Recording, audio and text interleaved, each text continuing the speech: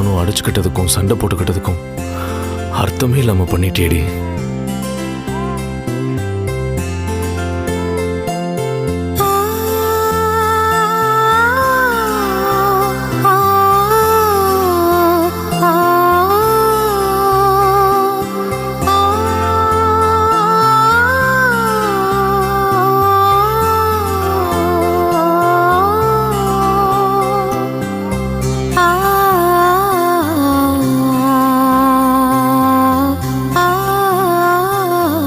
வாழ்க்கையில் இதுக்கு மேல ஏதாவது இருக்குன்னு தோணுதா உனக்கு?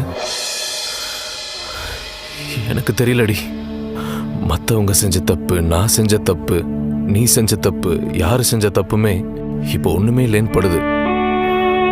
தப்பா ஒன்று செஞ்சிருந்தா ஆண்டவன் இப்படி ஒரு பரிசை நமக்கு கொடுத்துருக்க மாட்டான். தண்டிக்கிற அளவுக்கு நான் எந்த ஒரு தப்பும் பண்ணலைன்னு இதுவே எனக்கு நிரூபிக்குது. நான் இப்போ ரொம்ப சந்தோஷமா இருக்கேன். சாரி கௌதம்.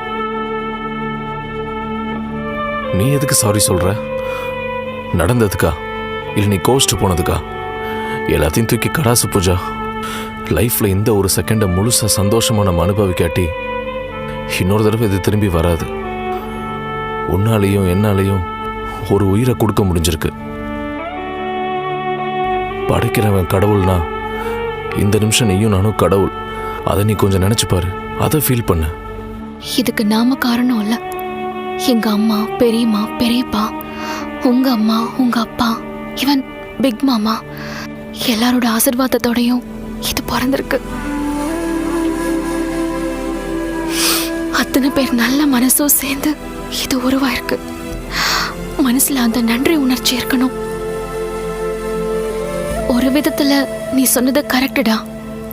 நீ செஞ்சது தப்புன்னு கோச்சுக்கிட்டு போனேனே, நீ துரத்துக்கிட்டு வராம இருந்திருந்தா இந்நேரம் நான் என்ன ஆயிருப்பேன்?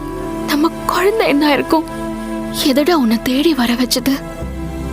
பாசமா, லவ்வா, இல்ல அதுக்கும் மேல ஏதாவது? நிச்சயமாடி, ரெண்டு உடம்புல ஒரு உயிரா இருக்கும்னு இப்பவாவது புரியுதா உனக்கு?